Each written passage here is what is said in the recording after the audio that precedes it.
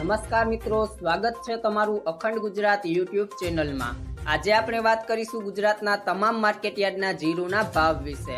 તો વિડીયોને છેલ્લે સુધી જોતા રહેજો અને ચેનલમાં નવા છો તો સબસ્ક્રાઇબ કરી લેજો। સપ્તાહના પ્રારંભે સોમવારે ગુજરાતમાં નવા જીરાની આવક વધી હોવાની માહિતી મળી છે।